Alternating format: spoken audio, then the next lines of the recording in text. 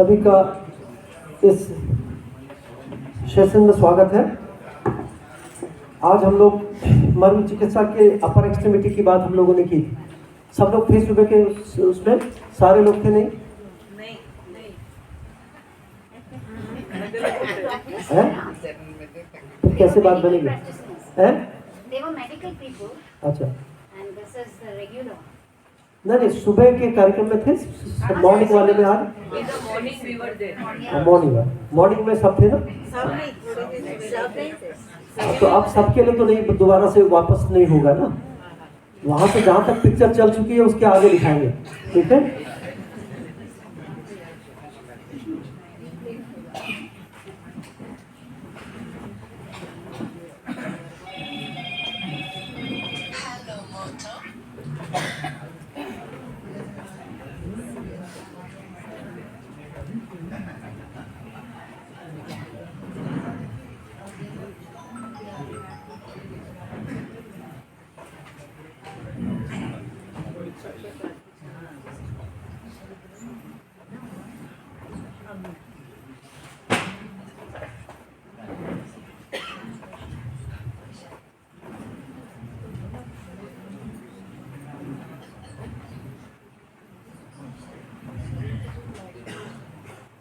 ये हम बता चुके थे ना, just we have discuss the marma point of upper extremity. तो ये आपको समझ में आ गया कि कहाँ की बीमारियों के लिए हम कैसे किन चीजों का उपयोग कर सकते हैं।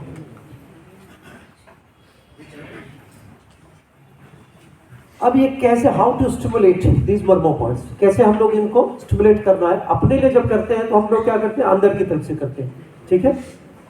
मरीज के लिए क्या करेंगे, जब भी कोई मर्म चिकित्सा करने, कितने डॉक्टर्स इसमें है? कुछ लोग डॉक्टर्स हैं? नहीं, कोई नहीं, डॉक्टर वाला बैच गया हमारा ना, ठीक।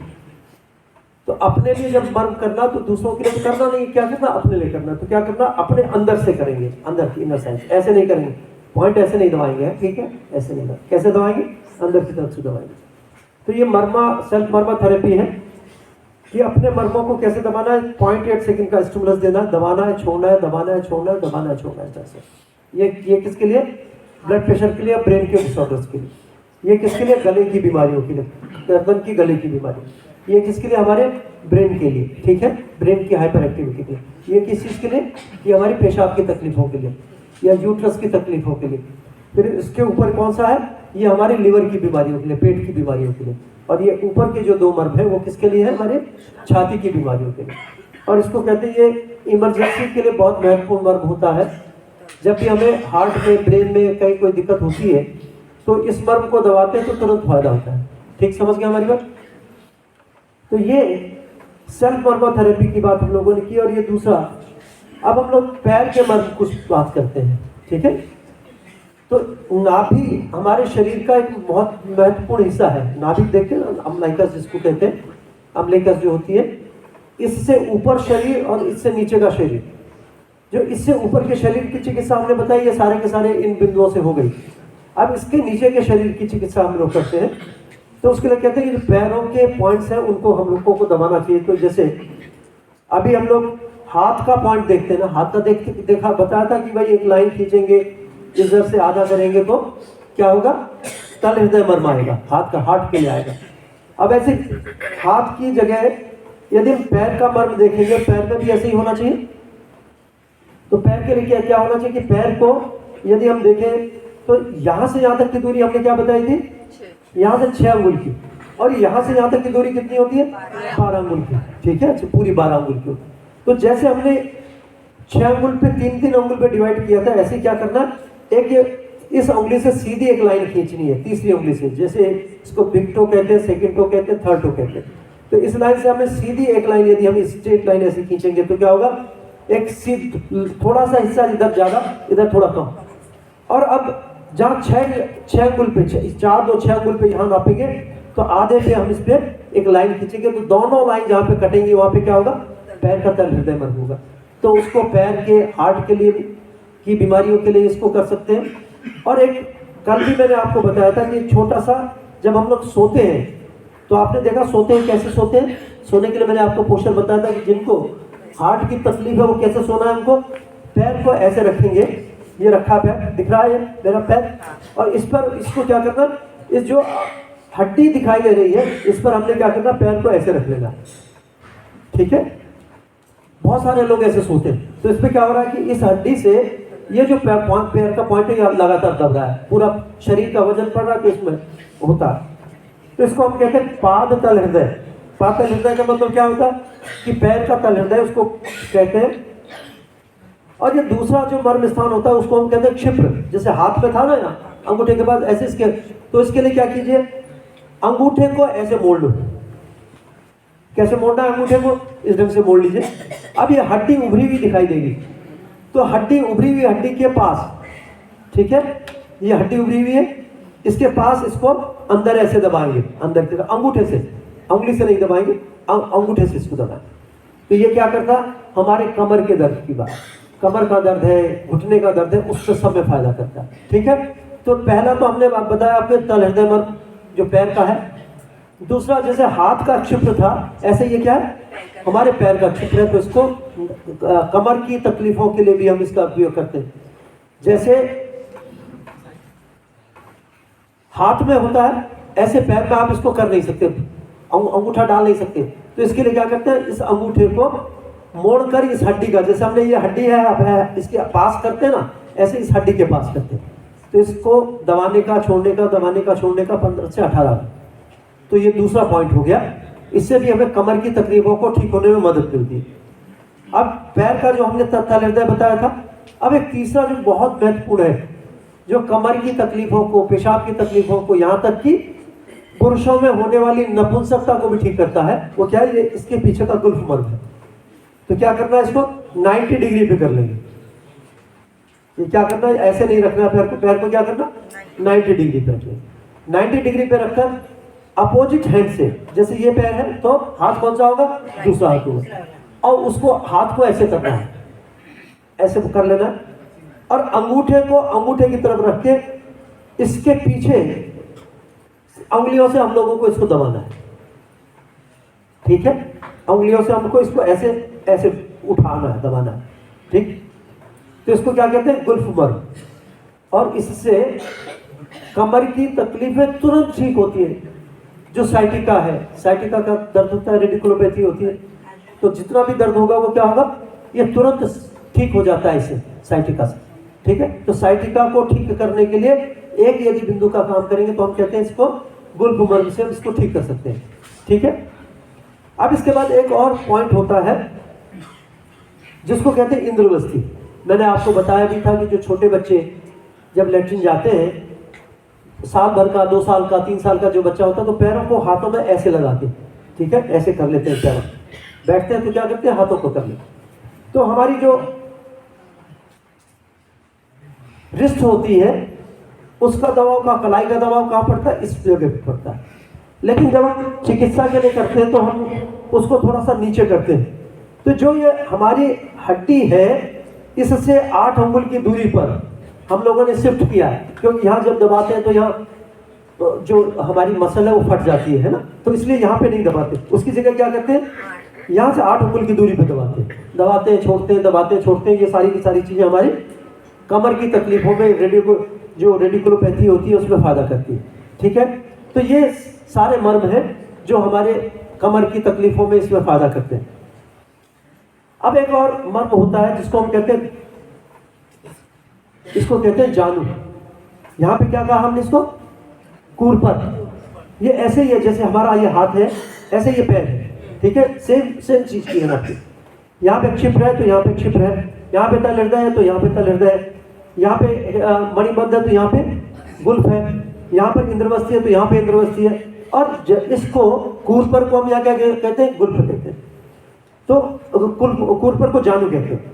तो अब ये क्या करना है, ये इसको थम्स डाउन टेक्निक, एक थम्स अप होता है ना, अब ये क्या, थम्स डाउन। यदि हमें अपने लिए करना है तो कैसे करना, देखिए ये साइड में दिख रहा है आपको, ये जो हमारी ये पॉप्लिटियल फोसा कहते हैं, इसको क्या कहते हैं, पॉप्लिटियल फोसा।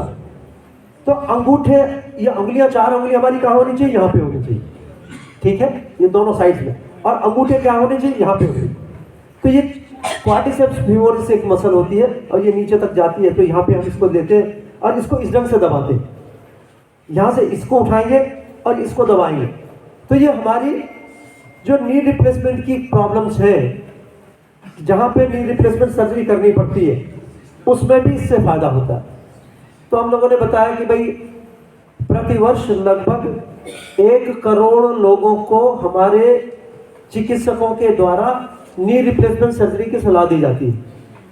ठीक है, 5 से 10 लाख लोग करा लेते हैं क्योंकि उनके पास पैसे होते, बाकी नहीं करा पाते। तो 5 से 10 करोड़ की बात हम नहीं कर रहे, 5 से 10 लाख की बात हम नहीं कर रहे। वो तो नी रिप्लेसमेंट करा रहे हैं, तो ओके, इट्स ऑलराइट, वो बदल वाले कोई दिक्कत नहीं, उनके पास संसाधन है। लेकिन जो 95 करोड़ लोग हैं जिनके पास पैसा नहीं है, जिनके पास संसाधन नहीं है, जिनके पास इंडिकेशन नहीं है, कईयों को हार्ट की प्रॉब्लम है, कईयों को और सारी प्रॉब्लम्स हैं जिनकी वजह से ऑस्टियोपोरोसिस है, नी रिप्लेसमेंट सर्जरी नहीं हो सकती।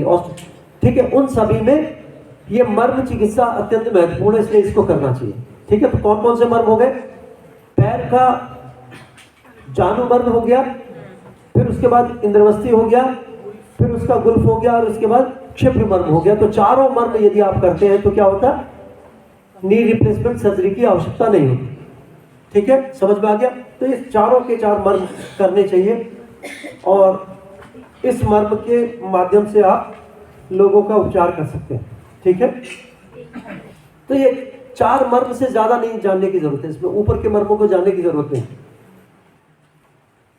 ये लोअर एक्सट्रीमिटी में कैसे करते हैं उसकी टेक्निक आपको बताई गई है कि किस ढंग से इसको स्टिमुलेट करना, जो हम आपको बता रहे हैं उसी की ये पिक्चर है। अब ये मर्म पॉइंट्स ऑफ द बैक के मर्म बिंदु की बात करें।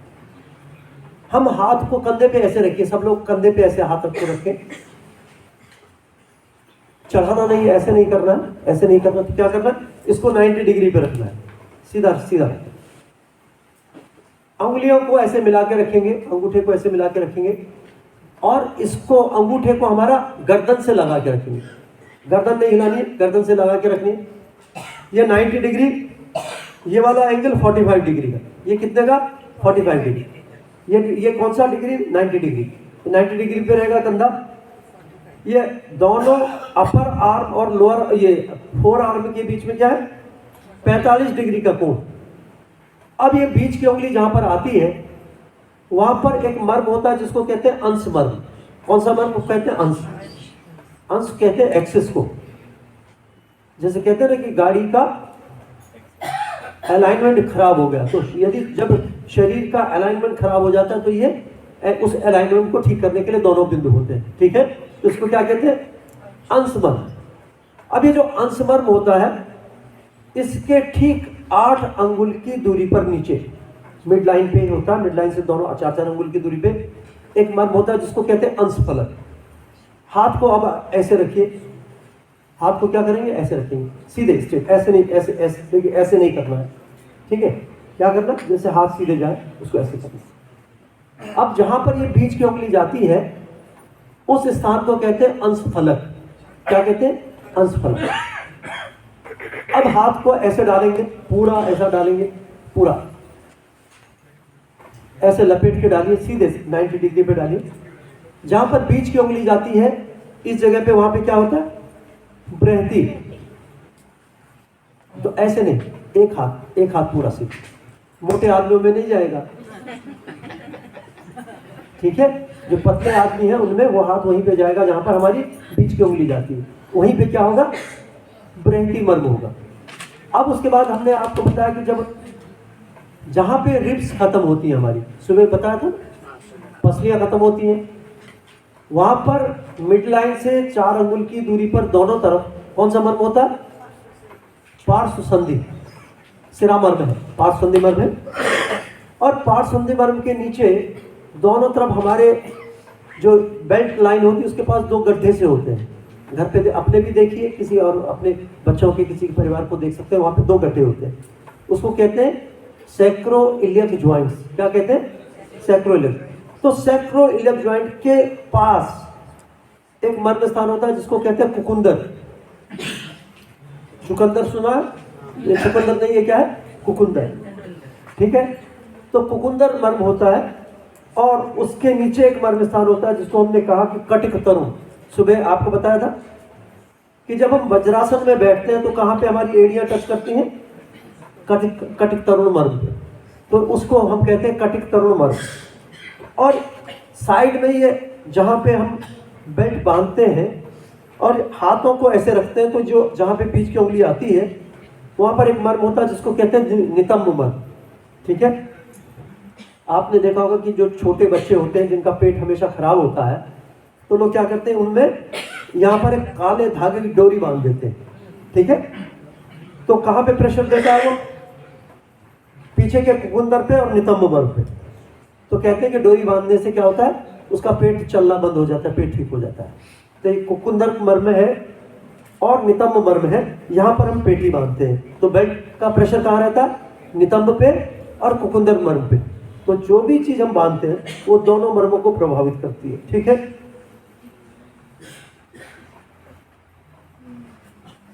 अभी डिफरेंट डिजीजेस का मैनेजमेंट हमने आपको जैसे बताया। यदि छाती की बीमारियां हैं, हार्ट की बीमारियां, तो कौन से पॉइंट? ऊपर के पॉइंट। ठीक है, छाती की, हार्ट की, निगलने में कोई दिक्कत है, बोलने में कोई दिक्कत है, तो क्या करना, इसको इस मर्मों को दोनों हाथों के आनी और उंगली इनको दबाना, 4-4 अंगुल पे जो होते हैं।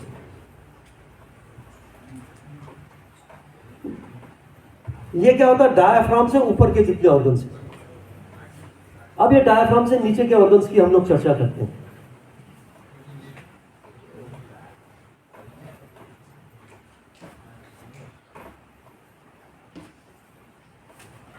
डायाफ्राम से नीचे के ऑर्गन्स की हम लोग चर्चा करते हैं। जो डायाफ्राम से नीचे के ऑर्गन है वो क्या है? लीवर है, स्प्लीन है, स्टमक है, पेंक्रियाज है। उसके लिए कौन सा मर्म होता है? हमारा कूर्पर मर्म। ठीक है, और उससे नीचे जो ऑर्गन्स आपको दिखाई दे रहे हैं,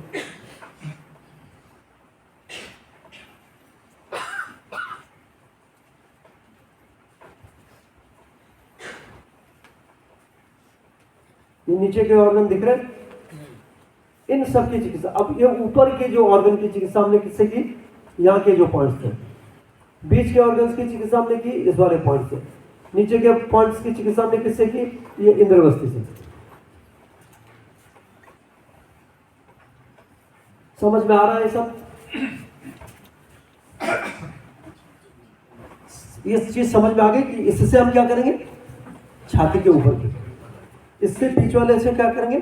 जो पेट की, जैसे हमने आपको बताया था, यहां से यहां 1, 2 और 3। तो एक की हिस्सा किससे? इन 2 पॉइंट से। बीच की चिकित्सा किससे? कूर्पर मर्म से। और नीचे की चिकित्सा किससे? उससे नीचे के पॉइंट से। ये ऐसे ही एंडोक्राइन में, यूरिनरी सिस्टम में, ये विभिन्न प्रकार की बीमारियों को हम लोग ठीक करते हैं। ये देख सकते हैं कि कौन कौन से पॉइंट्स कहाँ कहाँ काम कर रहे हैं।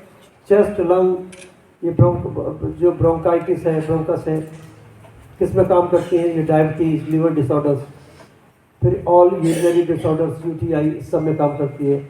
और हाथ का ये all heart and brain related lesions को इसमें काम करती है।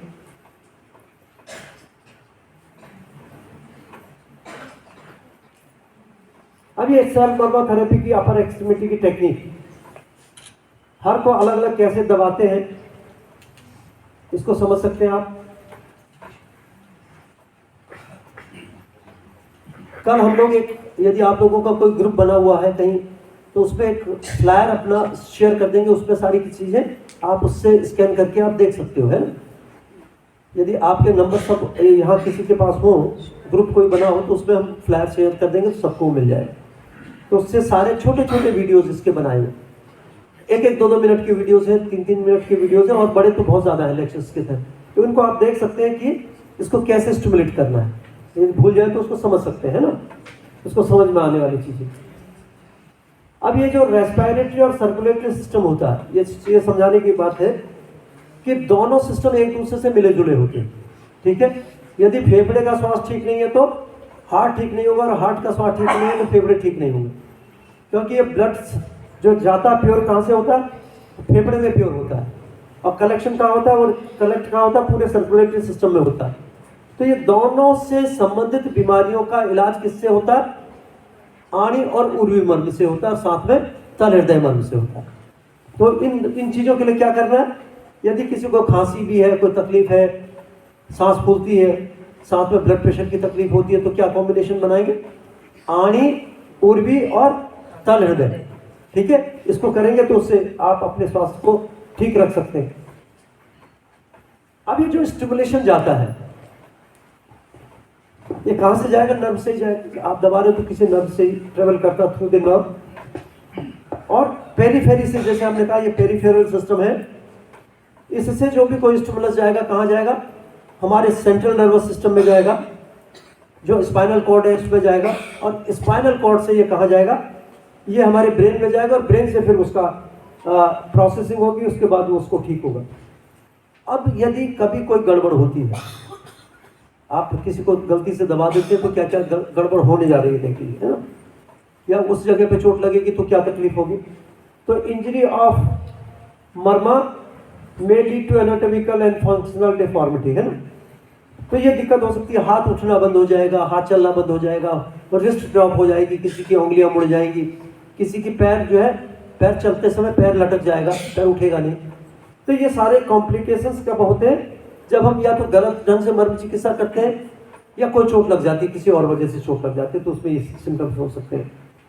तो ये यदि कूरपर पे यदि यहाँ चोट लग गई, कभी चोट लगती है, तो दिक्कत क्या होती है, ये पूरा हाथ मुड़ना बंद हो जाता है। बहुत सारे केसेस में आप देखेंगे, यदि कोई भी चोट इस पे लगेगी, हमारी इस एल्बो जॉइंट पे, तो इसका फ्लेक्शन और एक्सटेंशन, इस मुड़ना बंद हो जाएगा, पूरा सीधा नहीं होगा, तो ये लक्षण हो जाते हैं। ठीक है, इसके बाद ये ऑपरेशन होने के बाद भी हम लोगों के पास मरीज आते हैं, ऑपरेशन करने के बाद भी क्या होता है, उसके आज भी 2-3 केसेस थे जिनका ऑपरेशन हुआ, उनको तकलीफ अभी भी है, मर्म चिकित्सा की तो कहने लगे अभी ये हल्का हो गया। तो ये ऑपरेशन गुल्फ मर्म का, जानू मर्म का, यहाँ पर नी रिप्लेसमेंट सर्जरी, और ये जानू की इसमें रिप्लेसमेंट हुआ, और ये अपर एक्सट्रीमिटी के मर्म, कंधे पर चोट लगी और ये हाथ सूख गए। ठीक है, और हाथ क्या है, ऊपर भी उठता नहीं, नीचे नहीं जाता, ऊपर इसको फ्लेक्स नहीं कर सकते, एक्सटेंड नहीं कर सकते। तो उस हाथ का कोई काम है, जब हाथ काम नहीं करेगा तो इसका मतलब क्या है, हाथ में कभी भी चोट लगती है तो उससे ये डिफॉर्मिटी हो सकती है। अब ये कभी कभी क्या होता है कि जब हमारे पॉइंट्स कुछ दबते हैं तो हाथ सूखने लगता है। ठीक है, ये क्लॉ हैंड जैसी स्थिति हो जाती है, मर्म की स्थिति होती है। कूरपर मर्म की इंजरी से गलती से भी आप, यदि कूरपर का मतलब हमने बताया ना कि इससे एक एक अंगुल नीचे, कभी कभी क्या करते हैं लोग, ऊपर गलती से जो एल्बो जॉइंट है उससे ऊपर दबा देते हैं, तो तुरंत हाथ खराब है। उससे क्या होगा, या तो हाथ लटक जाएगा, ऊपर नहीं उठ सकता था। ठीक है, या फिर क्या होता है, ये 3 उंगलियां मुड़ जाती है, क्लॉ हैंड कहते हैं। तो जब ये अल्नर आर्टरी की इंजरी कर देते हैं आप, अल्नर नर्व की ऊपर से यदि ऐसे गलती से दबा लिया तो क्या हो सकता है, ये क्लॉ हैंड हो जाएगा, और यदि रेडियल पे हो जाएगा तो रिस्ट ड्रॉप हो जाएगा। ठीक है, तो ये काम नहीं करना, अपने भी गलती से गलत नहीं दबाने, सही ढंग से दबाने। चाहे वीडियो देख लीजिए, ठीक से समझ लीजिए कि कहां से जो हमारी एल्बो जॉइंट है उससे लगभग 1 अंगुल नीचे, ऊपर कभी भी नहीं जाना है एल्बो से। ठीक है, तो ये आपको समझना चाहिए कि इससे ये इंजरी हो सकती है और नुकसान इसका हो सकता है। जब भी आप अपने पॉइंट्स दबाएंगे या दूसरे के दबाएंगे तो क्या तकलीफ हो सकती है, ये तकलीफ हो सकती है। कहाँ पे, जहाँ पे आप दबाएंगे वहाँ पे खून का थक्का बन सकता है, उसको कहते हैं सबक्यूटेनियस हेमरेज या इक्यूमोसिस। ये क्यों होता है, सारे के सारे जितने मरीज हमारे पास आते हैं, या तो हमने उसको प्रेशर बहुत ज़्यादा दे दिया, ज़्यादा देर तक दबा दिया, ज़्यादा जोर से दबा दिया तो हो जाएगा, खून की नलियाँ फट जाएंगी, या वो रोगी कोई एस्प्रिन खा रहा है, कोई स्टेटिन ले रहा है, एटोरोवास्टिन ले रहा है, कोई खून को पतला करने के लिए कोई दवाई ले रहा है, कोई स्टेरॉइड ले रहा है, उन सभी में ये लक्षण होने में होते हैं। ठीक है, तो ये रोगी को मर्म चिकित्सा करने से पहले आपको पता होना चाहिए कि रोगी कौन सी दवाई खा रहा है। यदि वो कोई ऐसी दवाई खा रहा है तो उसको धीरे से देना है प्रेशर, और यदि ज़्यादा जोर से देंगे तो ये ऐसे निशान पड़ जाएंगे और मरीज कहेगा कि भैया आपने क्या कर दिया मेरे साथ। ये सारी दिक्कतें हों। जैसे मैंने आपको बताया कि रेडियल नर्व की इंजरी होगी तो क्या होगा, रिस्ट ड्रॉप हो जाएगी। ये सब केसेस ऐसे ही हैं जो चोट लगने के बाद लोगों के हाथ पैर में ये दिक्कत होने लगी।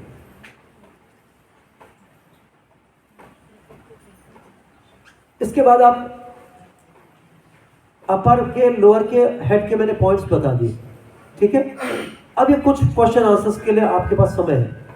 कल भी हम लोग कुछ इसका स्पेशल डिजीज के लिए, स्पाइनल डिसऑर्डर्स के लिए, कमर की पीठ के लिए भी आपको कुछ बताएंगे। लेकिन आज 15-20 मिनट के लिए हमारे पास समय। इस पर कोई प्रश्न आपके हो तो आप इस पर पूछ सकते हैं, क्योंकि सारी चीज समझना आपके लिए जरूरी नहीं है। आपके लिए उतना जरूरी है जितना आप अपने लिए उसको मर्म चिकित्सा का अभ्यास कर सकते हैं।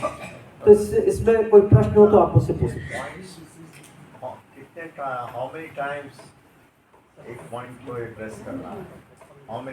देखिए, हमने आपको बताया कि 15 से 18 स्टिमुलस, एक स्टिमुलस का टाइम कितना, 0.8 सेकेंड, ठीक है। 0.8 सेकेंड का मतलब समझे, जैसे हमने बताया कि ओम नमः शिवाय जितनी देर में होता है उतनी देर में आप उसने दबाया, फिर छोड़ दिया, फिर दबाया, फिर छोड़ दिया। कितनी बार करना, 15 से 18 बार। फिर कब करना, सुबेरे, दोपहर को, शाम को। यदि नियमित रूप से करना तो 3 बार। रैंडमाइज आप कभी भी कर सकते हो। रैंडमाइज का मतलब समझते हैं, यदि किसी के यहाँ पे हाथ दर्द हुआ तो तुरंत आपने सुबह, दोपहर, शाम को कभी भी आप कर सकते हैं, ठीक है। तो रैंडमाइज अलग है और जो स्पेसिफिक है डिजीज वाइज है वो आप अलग ढंग से कर सकते हैं, ठीक। समझ रहे हैं हमारी बात। तो सारे के सारे मर्म क्या करने, 0.8 सेकेंड का स्टिमुलस, 15 से 18 stimulus in 1 sitting and 3 sittings in a day, ठीक है। और कितना प्रेशर देना, जो अफोर्डेबल हो, व्यक्ति उसको समझ सके। अब प्रेशर के लिए एक उदाहरण हम देते हैं। जैसे ये मोबाइल है, इसका वेट कितना होगा, लगभग 100 ग्राम होगा, 200 ग्राम होगा, ठीक है। अब इसको तोलने की विधि है कि तराजू के एक पर्दे पे हमने इसको एक रखा, दूसरे तराजू पे हमने 5 किलो का बाट रख दिया, 5 किलो रख दिया, तो क्या होगा, ये ऊपर रहेगा और 5 किलो का नीचे रहेगा। फिर अब हमें समझ में आएगा कि ये ज़्यादा हो गया तो हम क्या करेंगे, 2 किलो का रखेंगे, फिर 1 किलो का रखेंगे, फिर आधा किलो का रखेंगे, फिर 200 ग्राम का रखेंगे, फिर 100 ग्राम मिला के 300 ग्राम इसको करना। एक टेक्निक तो ये है। दूसरी टेक्निक क्या है कि ये हमने मोबाइल को रखा और दूसरे पलड़े पर 100 ग्राम का बाट रखा, फिर देखा कि ये तो अभी नीचे ही है, बाट ऊपर है, तो फिर क्या किया, एक अंदाज हुआ कि 100 ग्राम और रखना चाहिए, 100 ग्राम और रख दिया, तो लगा कि अब ये ऊपर नीचे हो गया, तो 50 ग्राम रखा तो बराबर हो गया। Initially you have to start with the minimal pressure. एक बार में ही 10 किलो नहीं देना, 10 किलो दे देंगे तो नुकसान हो जाएगा। तो क्या करना, जितना वो दर्द सहन कर सके तो मिनिमल प्रेशर से शुरू करना है, and then you can increase the pressure according to the pain threshold of a person. रोगी दर्द को कितना सहन कर सकता है उसके हिसाब से आपको करना है। अनावश्यक रूप से दर्द नहीं करना है, क्योंकि कभी कभी क्या होता है कि जब आप इसको जोर से दबाते हैं तो पेशेंट में गो इनटू द वासोवोगल शॉक, दर्द की वजह से वो बेहोश हो सकता है, पसीना आ सकता है, ठीक है। तो ऐसा नहीं करना। तो क्या करना, हल्के हल्के दबाना शुरू करना और धीमे धीमे उसके प्रेशर को आप इंक्रीज कर सकते हो, ठीक है। तो ये उदाहरण सिर्फ मैंने इसलिए दिया। तो yes, of course, 0.8 second stimulus, 15 to 18 times, हाँ, 3 sittings in a day, and pressure as per requirement है, जितना आप सह सकते हैं उसको। खाने के तुरंत बाद नहीं करना, खाने के 1.5 घंटे बाद या खाली पेट आप इसको कभी भी कर सकते हैं, ठीक है। खाने के तुरंत बाद, देखिए, खाना खाने के बाद क्या आप नहाते हो, खाना खाने के बाद अभी कोई व्यायाम करते हो, खाना खाने के बाद आप पूजा करते हो, सारी चीजें जब खाने के बाद नहीं करते तो मर्म की चिकित्सा भी खाना खाने के बाद नहीं करनी। क्यों नहीं करनी है, क्योंकि खाना खाने के बाद जो सर्कुलेशन है वो कहाँ है, जीआईटी की तरफ होता है। अब आप इधर इधर दबा रहे हो तो खून का सर्कुलेशन उधर होगा, सारा सिस्टम डिस्टर्ब होगा, तो नहीं करना। एक चीज और, जब खाना खाने के बाद हम इस मर्म को दबाते हैं, यदि भरा पेट हो तो इस मर्म को दबाते ही उल्टी तेजी से उल्टी हो जाती है। क्लिनिक पे हमारे साथ में हमारे ऊपर उल्टी कर देता हमारी, तो नहीं करना, ठीक है। तो खाना खाने के तुरंत बाद मर्म चिकित्सा नहीं करनी। खाना खाने के 1.5 घंटे के बाद कर सकते हैं या खाली पेट आप इसको कर सकते हैं, ठीक है। पीछे हाँ, क्या आर्थराइटिस के लिए कहाँ का आर्थराइटिस? दोनों पैरों का आर्थराइटिस के लिए गुल्फमर, शिफ्टमर। हाँ, ये एक तो इसको करना है, एक जो हमारी ये गुल्फ है उसको करना है, ठीक है। ये 2 मर्म इसको वेबसाइट पे देख सकते हैं आप, इससे ठीक हो जाता है। अभी आपने देखे नहीं कैसे फ्रोजन शोल्डर की, कितने एक ऑपरेशन के लिए कोई डॉक्टर थे, क्या थे, ऑपरेशन के लिए उनको प्रपोज था कि भाई ऑपरेशन होना है, एक बार में उनका हाथ ठीक हो गया। तो क्या करना है? अंशमर्म करना है, कूरपर करना है और क्षिप्र करना है, ठीक है। 3 चीजों का कॉम्बिनेशन बनाना है, अंशमर्म, कूरपर मर्म और क्षिप्र मर्म। ये फ्रोजन शोल्डर के लिए हो। फैटी लीवर के लिए कूरपर मर्म, लीवर के लिए जितनी हमने बताया बीच की चीजों के लिए कूरपर मर्म। सर्दी खांसी एलर्जी के लिए अब जूं भगाने के लिए मत पूछना हमसे। सर्दी खांसी तो बड़ी छोटी चीज है, यदि बहुत ज्यादा तकलीफ, सर्दी खांसी जुकाम वायरल है, इसको तो होने दीजिए, 2-4 दिन में ठीक हो जाए। यदि ज्यादा है तो आनी, उर्वी, क्षिप्र, हमारी श्रृंगाटक और ये फणामा, ठीक है। सामान्य के लिए नहीं करना। देखिए ये बहुत बड़ी चीज है।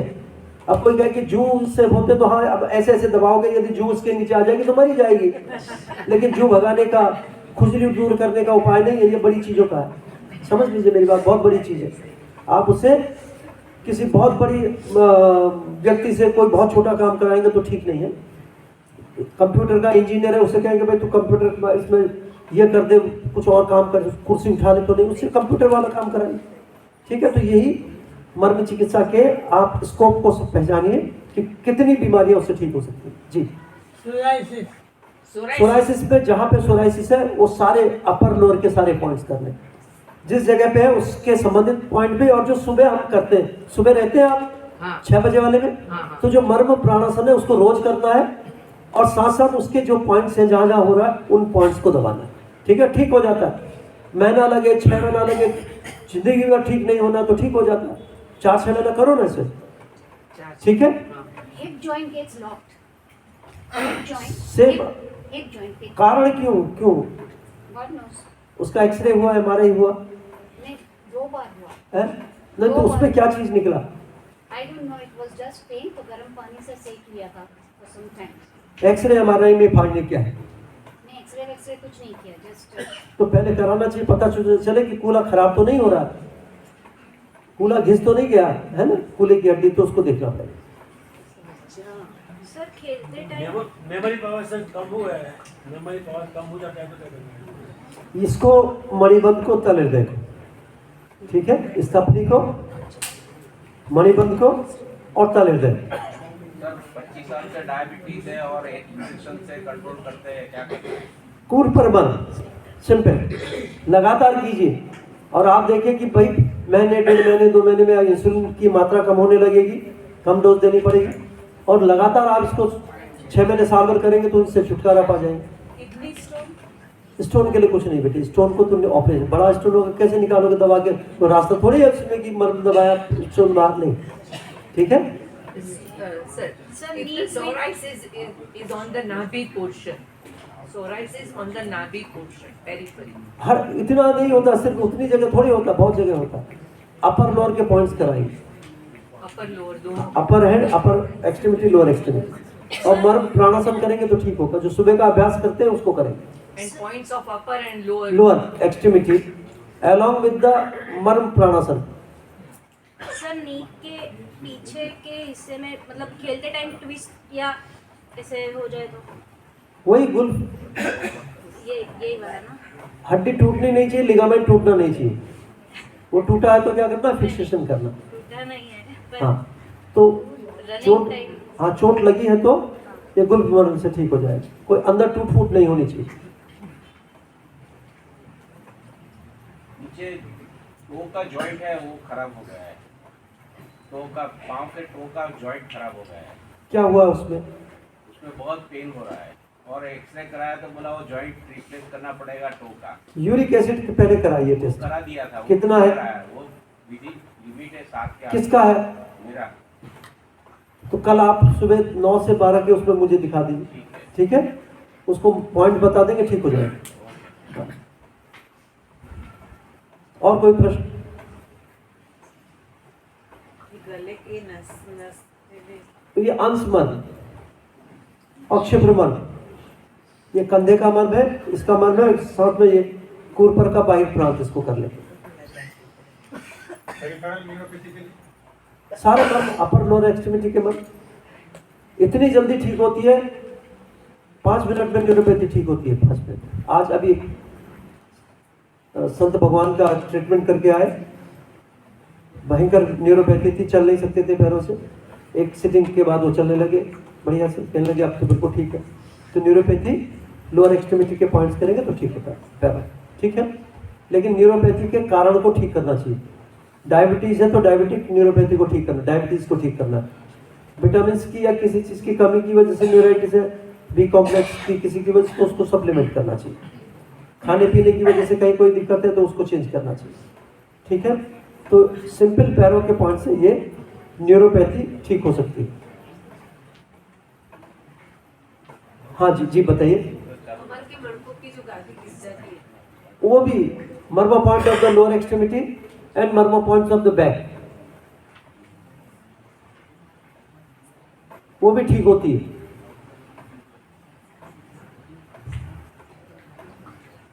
Keep the brightness of the eyes intact.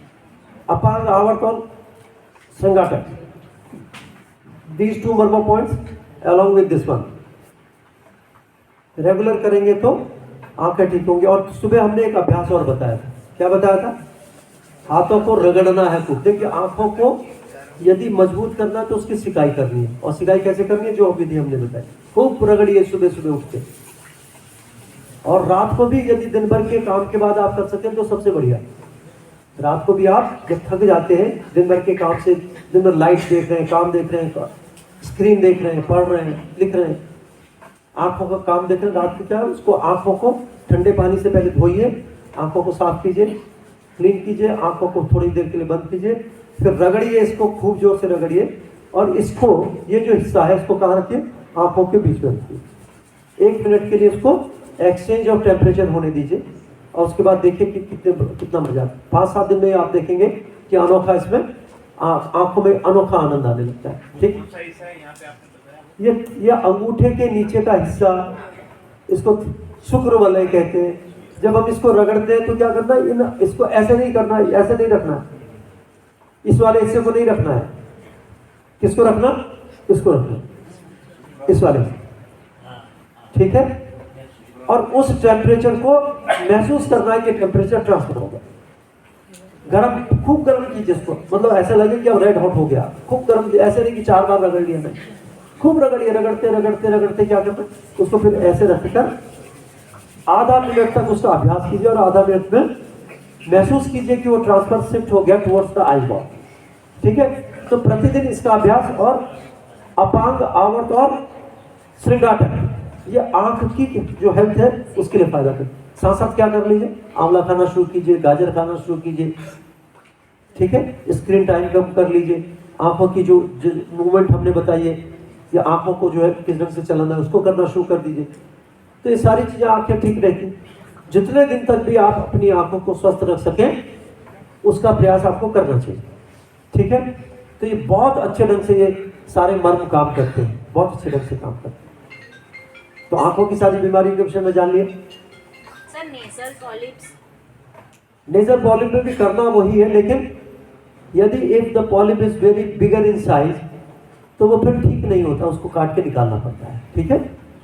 नहीं तो नहीं हो रहा है तो उसको श्रृंगाटक से और फणा मर्म से ठीक कर सकते हैं। उसका कारण क्या है उसको जानना चाहिए। जब कारण आपको पता चल जाता है तो आप उसको आसानी से ठीक कर सकते हैं, ठीक है। sir, on the nose, if the dust and everything is flour हो, flour जो आटा होता है, कुछ भी जो लगा तो 40-50 छींके आ जाती है। उसको जाने मत दीजिए, मास्क लगाइए। और दूसरा उपाय, 2 बूंद तेल की डालिए इसमें है, Inside. हाँ इनसाइड अणु तेल डालिए। उससे क्या होता है कि जो म्यूकोजा होती है वो कवर हो जाती है। सारे कोरोना में हम लोगों ने अपनी नाक में तेल और मुंह में क्लोव रख के काटे हुए हैं, ठीक है। मास्क तो लगाते थे। इंटरनल प्रोटेक्शन कैसे होगा? जब भी वायरस एंटर होता है तो कहाँ से होता है? म्यूकोजा से म्यूकस मेम्ब्रेन से, नाक से मुंह की म्यूकस मेम्ब्रेन। नाक में हमने क्या स्मीयरिंग कर दी, तो जो वायरस है वो हमारी म्यूकस वॉल के कांटेक्ट में नहीं आएगा, क्योंकि स्मीयरिंग है, ऊपर से किसकी लेयर है, तेल की लेयर है, तो तेल में पेनिट्रेट नहीं हो सकता वो, तो उसके लिए तो एक टिश्यू चाहिए जिसमें एंटर हो। मुंह में हम लोग क्या करते थे, क्लोव रख लेते थे, लौंग। जब भी ये नियम है घर का, जब लोग कोई बाहर निकलते हैं तो मुंह में लौंग जरूर रखते हैं पुराने लोग। तो उसका जो वोलेटाइल फ्रेगमेंट होता है वो हमारी म्यूकोजा को प्रोटेक्ट करता है। आप जब वो उसको एक तरह से वो जो जहाँ से घुसना है उसको वो उसने पैक कर दिया तो वायरस घुस नहीं सकता। तो ये सामान्य उपाय जो हमारे परंपरा से घर में घरेलू उपाय के तौर पे किए जाते थे, आज हम उसको करते नहीं। क्या करेंगे, स्प्रे तो करेंगे, अंदर बाहर जाने से पहले क्या करेंगे, वो गंदा स्प्रे करेंगे जिससे कि पता नहीं कौन से केमिकल हमारी नाक में जा रहे हैं, उसको करेंगे। लेकिन हम ये चीज़ें नहीं करेंगे, ठीक है। तो जब हम ये करते हैं तो क्या होता है, हम वायरस के पेनिट्रेशन को रोक सकते हैं। तो ये दो चीज़ें हम लोगों ने पूरे कोरोना काल में की। और हम लोगों की तो यूजुअल प्रैक्टिस की, हम लोग अपने जेब में हमेशा लौंग रखते हैं या अपने बैग में रखते हैं, और जब भी ट्रेवल करते हैं कहीं करते हैं तो वो लौंग जरूर डालते हैं, क्योंकि किसी का भी कोई इन्फेक्शन हमारे शरीर में एंटर ना, ठीक है। तो ये 7 छोटे छोटे से उपाय हैं जो आप कर सकते हैं और अपने को रोगों से बचा सकते हैं। सर तेल कौन सा बताया आपने? सिंपल तिल का तेल डाल सकते हैं, सिंपल आप बढ़िया, लेकिन नकली नहीं होना चाहिए। पता लगा उसमें काला तेल मिला के बना रखा है, पाम ऑयल मिला रहा है, पता नहीं क्या क्या मिला रखा है। शुद्ध तेल होना चाहिए, चाहे वो घी शुद्ध हो। अब डाल कर डालने लगेंगे तो गड़बड़ होगा। शुद्ध गाय का घी हो तो उसको डालिए। स्पेयरिंग उद्देश्य है हमारा, उद्देश्य क्या है कि म्यूकोजा की स्पेयरिंग हो जानी चाहिए, ऊपर से लेयर हो जाए, प्रोटेक्टिव लेयर आ जाए। तो ये अणु तेल मार्केट में मिलता है, अणु तेल का भी आप उपयोग कर सकते हैं, ठीक है।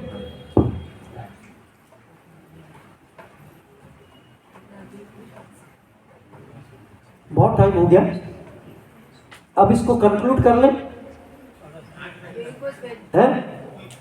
सर दिन के लिए किसके लिए? स्लीप।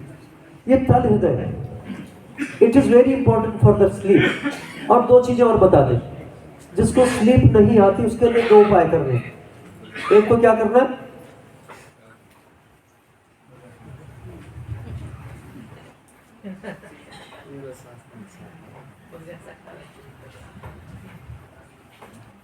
इसको क्या कहते हैं, उबासी। एक ले, अभी 10-20 को आने लगेगी, ठीक है। तो क्या करना, उबासी का अभ्यास करना, यॉर्निंग का 10 बार 15 बार कीजिए, नींद आने लगी। 1 थिंग, ठीक है। आती है नींद उबासी लेने से? मैं उबासी लूंगा 4-6 को अभी आ जाएगा, आपका उबासी आएगी तो मुझे आ जाएगा, ठीक है। दूसरी चीज क्या करनी, स्नोरिंग। स्नोरिंग जानते हैं किसे कहते हैं?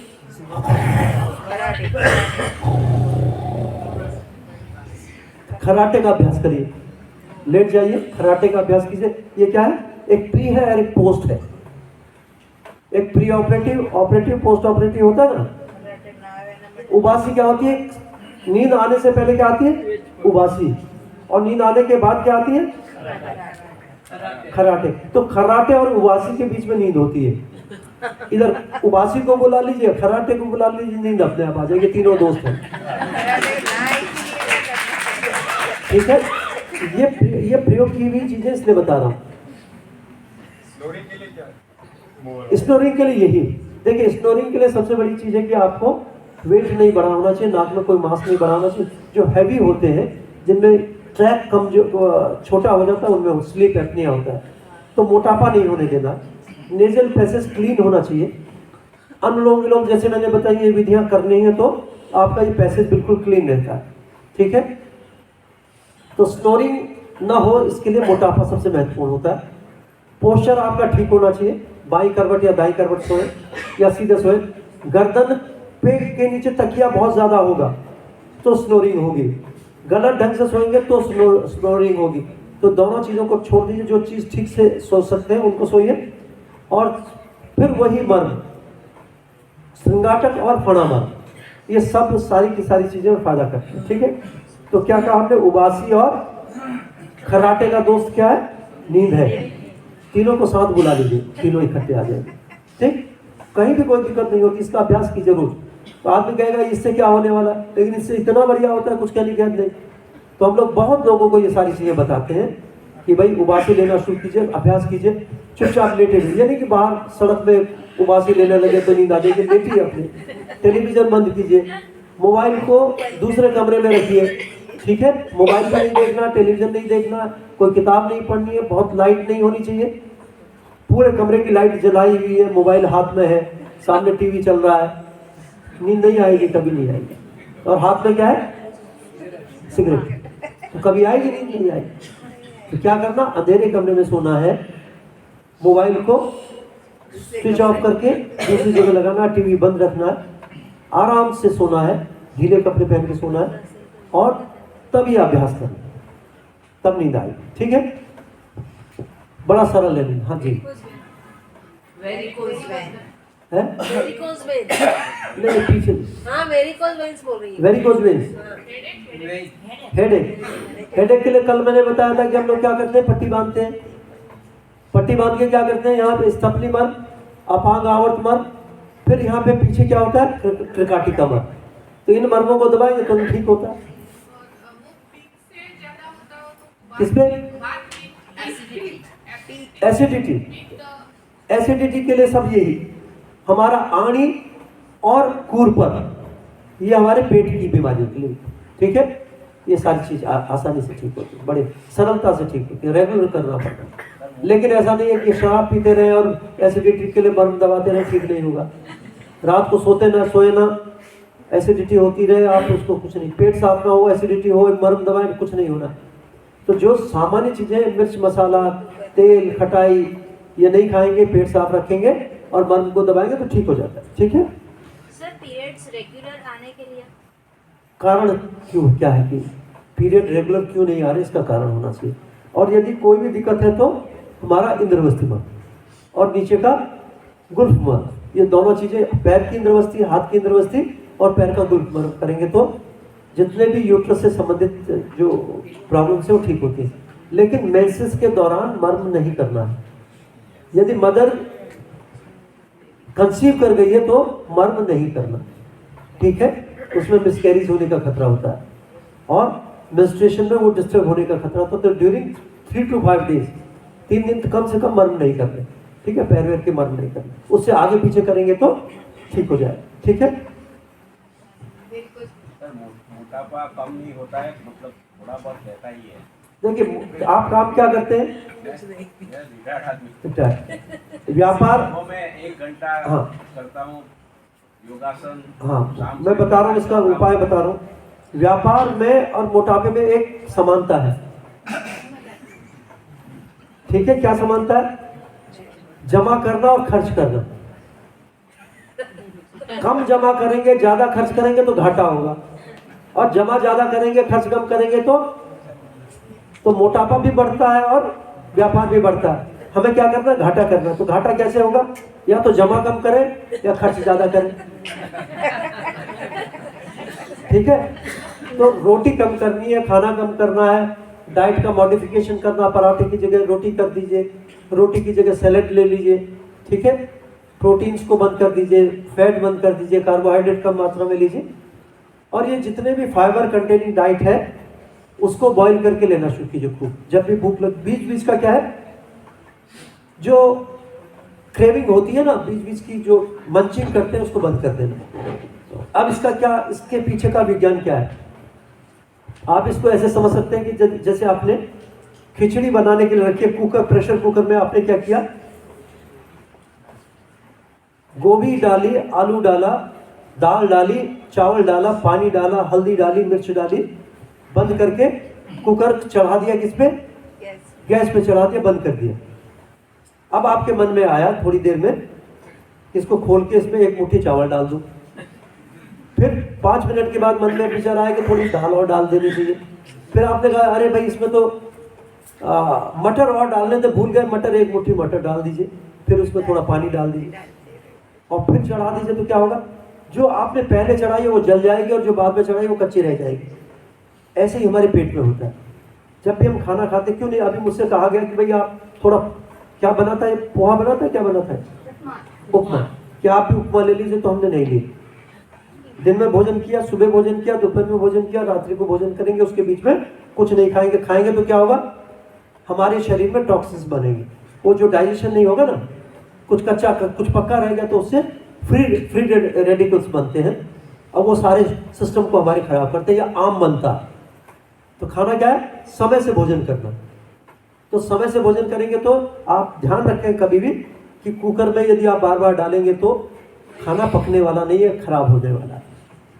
तो हमेशा भोजन को समय से करें, कम मात्रा में करें, और भोजन के बाद घूमने का अभ्यास जरूर होना चाहिए।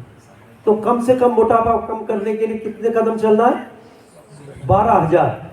7 घंटे, 7 किलोमीटर मत मीन्स 1.5 घंटा कंटिन्यूस। खाने के बाद खाने के कभी भी, सुबह मॉर्निंग में कभी भी। ये कहते हैं कि मेद का स्वेद में परिवर्तन होता है, ठीक है? जो चर्बी है वो कैसे कम होगी? चर्बी पसीने से कम होगी। हमारे आयुर्वेद में कहते हैं मेद का मल क्या है? स्वेद है। तो मोटापे वाले आदमी को पसीना ज्यादा आता है, तो जितना पसीना निकालेगा तो चर्बी तभी पिघलेगी, नहीं तो नहीं पिघलेगी। ठीक है? 5,000 स्टेप चलने के बाद घुटने फिर तकलीफ। तो फिर रोटी कम, खर्चा नहीं कर सकते तो जमा कम कीजिए। 6-7,000 तक चल सकता है। नहीं, आप रोटी कम कर दीजिए, खाना कम कर दीजिए। और एक और उपाय बताते हैं हम लोग। बॉडी डिमांड ही ऐसी करती है कि थोड़ा लाओ। नहीं, इसीलिए तो मोटापा बढ़। इसलिए आप क्या करना है, जो चीजें पसंद की, सुनिए, जो चीज आपकी पसंद की है उनकी एक लिस्ट बना लीजिए। जो चीज आपको सबसे अच्छी लगती है, जो प्रायोरिटी है, उसकी लिस्ट बना लीजिए, टांग दीजिए, वो नहीं खानी। यदि पसंद का भोजन नहीं करेंगे तो फिर नहीं भूख लगेगी। ठीक है? लौकी, तोरी, परवल, टिंडा, करेला खाइए, ठीक हो जाते हैं जी। वेरिकोज वेन्स में यदि आपको ये है कि सूजन है, दर्द है, तो उसमें मर्म नहीं करने हैं, ठीक है? कलर डॉपलर करने के पहले के बिना उसके मर्म नहीं करने, क्योंकि इसमें बड़ा खतरनाक होता है यदि डीप वेन थ्रोम्बोसिस होगी। आप समझते हैं एक बीमारी होती है कि जो अंदर जो ये सुपरफिशियल वेन्स है, ये सुपरफिशियल, ये सब कहाँ इकट्ठी होती है? हमारी डीप वेन में होती है। डीप वेन से फिर ये हमारे सिस्टम में जाती है। तो डीप वेन में यदि थ्रोम्बोसिस होगी, थ्रोम्बस का मतलब खून का थक्का जम गया है और उसकी वजह से हमारी नसें फूल गई हैं, तो यदि आपने मर्म दबाया तो क्या होगा? वो जो थ्रोम्बस है वो हमारी पल्मोनरी आर्टरी या वेन में घुस सकता है, पल्मोनरी। और यदि हार्ट में कहीं घुस गया तो अटैक आ सकता है, इसलिए उसको नहीं करना, ठीक है? और पल्मोनरी यदि एम्बोलिज्म हो जाए तो कार्डियक एम्बोलिज्म से भी ज़्यादा खतरनाक होता है, उसमें बचा नहीं सकते। तो ऐसा काम क्यों करना है? ठीक है? क्या करना है? डॉपलर कराने के बाद यदि सिंपल जो वॉल्वुलर इंसफिशिएंसी है, जो वॉल्व थोड़े इंसफिशिएंट है, काम नहीं कर रहे, तब आप मर्म कर सकते हैं, अन्यथा मर्म नहीं करने। मर्म कौन से करने? लोअर एक्सट्रीमिटी के। उसमें उसमें गुल्फ करना है, उसमें क्षिप्र करना है, उसमें इंद्रवस्ती करनी है, ये मर्म करने हैं, अन्यथा नहीं करने। ठीक है?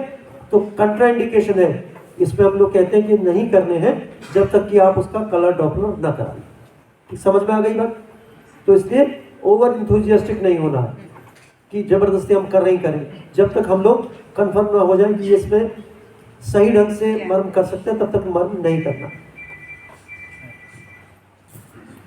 चलिए, सब प्रश्न पूरे हो गए लगभग। मैं समझता हूँ सभी लोगों के प्रश्नों का उत्तर मैंने देने का प्रयास किया। कल भी आप कुछ प्रश्न पूछ सकते हैं, कल भी हम लोग इस पर एक कुछ ना कुछ तो बोलेंगे, क्योंकि वैसे बहुत सारी चीज़ें हम लोगों ने बता दी और इससे ज़्यादा बताने की आवश्यकता एक आम व्यक्ति को नहीं होती, क्योंकि मेडिकल स्टूडेंट्स के साथ तो हम लोग बहुत सारे डिस्कशंस होते हैं। अभी से पहले हम लोगों के डॉक्टर्स के साथ मीटिंग थी, तो उसमें दूसरा आनंद आ रहा था, दूसरा हम लोग अच्छे ढंग से उनको बता पा रहे थे और वो समझ पा रहे थे। तो मुझे आपके साथ बड़ी एक तरह से जिसको कहते हैं कि सरल भाषा में बात करना होता है, तो उसमें मुझे भी दिक्कत होती है, और यदि मैं मेडिकल टर्म में बात करूं तो आपको दिक्कत होती है। तो बीच का सामंजस्य बनाने में मैं कितना सफल हुआ मुझे नहीं पता, ठीक है? कि मैं अपनी बातों को आप तक कम्युनिकेट कर पाया नहीं कर पाया ये अलग बात है, आप कितना समझ पाए ये मुझे नहीं पता, लेकिन मैंने प्रयास किया कि मैं सरल भाषा में इस मर्म चिकित्सा की अच्छाइयों को आप तक बता सकूं, उसकी टेक्निक को बता सकूं, और उसके ये बता सकूं कि ये हमारे जीवन में कैसे परिवर्तन ला सकता है, कैसे हमको स्वस्थ कर सकता है। मर्म चिकित्सा के बाद आप यदि अपने परिवार में मर्म चिकित्सा करते हैं तो आप एक कैलेंडर बनाइए कि मर्म चिकित्सा करने के बाद आप कितने दिन बीमार पड़े, कितनी बार आपको डॉक्टर के पास जाना पड़ा, कितने दिन आपने छुट्टी ली, और उसको कंपेयर कीजिए मर्म चिकित्सा से पहले वाले जीवन से कि कितनी बार आपको जुकाम हुआ था, कितनी बार आपके पैर में दर्द हुआ था, घुटने में दर्द कितना हुआ था, कितनी बार आप बीमार पड़े थे, कितने दिन आपने रेस्ट किया, कितने दिन सिर पे पट्टी बांधी थी। तो आपको डिफरेंस पता चल जाएगा कि मर्म चिकित्सा की प्रैक्टिस के बाद आपका सारा जीवन में इस ढंग से परिवर्तन आने लगते हैं कि आप कम बीमार होंगे, आप अधिक स्वस्थ रहेंगे, आपकी एनर्जी बनी रहेगी, आप में अच्छे विचार आएंगे, आप अच्छे लोगों का काम करोगे, सेवा का काम करोगे, ये सारी चीजें पॉजिटिव थिंकिंग होती है। तो इसको आप मर्म चिकित्सा को इस ढंग से आप ले सकते हो, ठीक है। तो इसको आप कंपेयर कर सकते हैं अपने परिवार पे, तो देख ही सकते हैं ना कि रोज मर्म चिकित्सा करें, मर्म का अभ्यास करें, मर्म प्राणासन करें, और उसके बाद उसके परिणाम देखें कि हम कितनी देर बीमार पड़े। ठीक, चलिए बहुत बहुत धन्यवाद सभी को, मेरा सादर नमस्कार, बहुत बहुत धन्यवाद।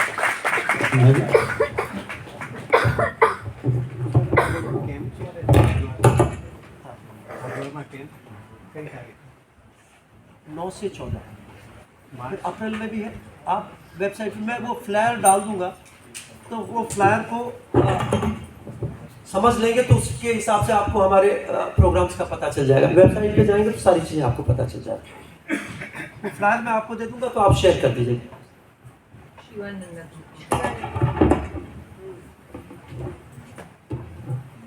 નમોનારાયણ। આજે સવારે 9 થી 12 જે બધા આવ્યા રજિસ્ટ્રેશન વગર ખૂબ તકલીફ પડી, એટલે કાલે મને કે 9 થી 12 એક રહેશે ને, સાંજનું સેશન નહીં ને, 4 થી 6 अच्छा 4 થી 6 કાલે નથી, 9 થી 12 છે। कल मुझे थोड़ा जल्दी निकलना पड़ेगा, इसलिए मैं थोड़ा सा शाम का समय, सुबह आप भले जितना भी समय लेंगे तो उसमें कोई दिक्कत नहीं। जिनका रजिस्ट्रेशन हुआ है वो कल 9 से 12 में आए, ऐसी मेरी नम्र प्रार्थना है। आप सबको ये इतनी बड़ी संख्या में आप आए, डॉक्टर भी करीब करीब 100 आए आज। 100 में 6 बजे से क्लास लिया, बीच में 15 मिनट कुछ 9 बजे नाश्ता किया, 9 बजे फिर से ओपीडी चलाई करीब 1 बजे तक। 1 बजे मेरे घर भोजन करने चले, वहाँ से अध्यात्म विद्या मंदिर के अधिष्ठाता परम पूज्य स्वामी विदितात्मान जी को ट्रीटमेंट दिया। He is more than 92। उसके बाद हम इधर आए, दिव्य भास्कर के पत्रकार मुलाकात लेना, तो वो करीब पौने घंटा चला। उसके बाद डॉक्टरों की मीटिंग करीब 1.5 से 2.25 घंटा चला। बहुत इंटरेस्टिंग रहा। वो लोग को लगा कि समय कम पड़ा, मुझे लगा कि लोग बोर हो जाएंगे, तो उन्हें कहा कम पड़ा। बाद में ओपीडी चली, उनकी डॉक्टर की ओपीडी चली, और उसके बाद आप ये कार्यक्रम था। हम बहुत आभारी हैं। कल भी इनका सुबह से 6 से 7:15 का सत्र जरूर अटेंड करो। योगासन के दरमियान मर्म चिकित्सा का उपयोग कैसा है वो बताते हैं। 7:30 से 8:30 उनका लेक्चर इधर होगा, उसके बाद ओपीडी, और शाम का लेक्चर होगा कि नहीं हम कल अनाउंस करेंगे उनकी सुविधा अनुसार। और कुछ सुझाव हो तो बताइए, ताकि रजिस्ट्रेशन करवा दे तो कल आना कल के लिए आज रजिस्ट्रेशन फूल है, अभी तक तो फूल है बहुत, मगर एकदम अनिवार्य है। जैसे मैंने कहा कि क्या होता है, मैं आपको बताऊँ। आज मेरा जो एक्सपीरियंस रहा, वो पेशेंट को लेके आते हैं और जो साथ में है वो बैठ जाते हैं। आज सबसे बड़ी मुश्किल ये हुई। और जो क्रोनिक थोड़ा बहुत दुखता है इधर उधर ऐसा करता है, तो क्रोनिक पेशेंट जो आए, एक बच्चा आया था जिसका हाथ में कुछ शायद एक्सीडेंट हुआ था उसको, एक्सीडेंट के बाद उसके बाद वो उसके जो या उनकी बात खड़ी हुई, नहीं उसका फ्रैक्चर हुआ था। हाँ फ्रैक्चर हुआ। ऑपरेशन हुआ तो वो गलत हड्डी जुड़ी, तो फिर दोबारा ऑपरेशन काट के दिया और फिर हाथ खराब हुआ। चलिए अभी उसको 1 साल जब तक वो बड़ा नहीं हो जाता तब तक उसका ऑपरेशन मत कराइए। हाँ जी, अब और आपने इस बोला तो बीच इसको करेंगे तो उससे फ़ायदा होगा, बहुत कुछ फ़ायदा होगा। ठीक है। एक आदमी आया था आज, एक पेशेंट पकड़ के लेके आए, ऐसे ऐसा चल रहा था, और जब उसने ट्रीटमेंट दी तो उसके बाद वो चलने लगा। तो ऐसे कोई क्रोनिक पेशेंट है आपके ध्यान में तो उनके लिए हम मना नहीं कर सकते। जो सचमुच में जिनको चिकित्सा की अब मेरे भी थोड़ा दर्द हो रहा है, मेरे यहाँ भी दर्द हो रहा है, वो मरीज में देखने में मज़ा नहीं आता। कोई कह रहा मेरा कंधे में थोड़ा दर्द, जिसका कुछ नहीं उठ रहा। अभी एक डॉक्टर्स के बीच में से एक आए, हाथ में उन्होंने पहन रखा था, लगभग 10 महीने से उनको हाथ में तकलीफ थी। ठीक है, हाथ नहीं उठ सकता था, एक बार हाथ उठा के चले गए, ठीक हो गए। ठीक है। तो ऐसे रोगी जो जिनको सचमुच ज़रूरत है, सीवियर केसेस है, यदि वो आते हैं तो स्वागत है, नहीं तो इससे छोटा मोटे दर्द के लिए कोई फायदा नहीं है। इससे क्या होता है, जिसको सचमुच जरूरत है उसको टाइम नहीं मिलता। बहुत बहुत धन्यवाद। आप सब पूछे, मैं आपको जब बताता हूँ कि ऐसे छोटे मोटे काम के लिए मत बताओ तो पूछो, मैंने बताया अभी तक? आई एम 77 रनिंग, फिर भी मैंने नहीं बताया,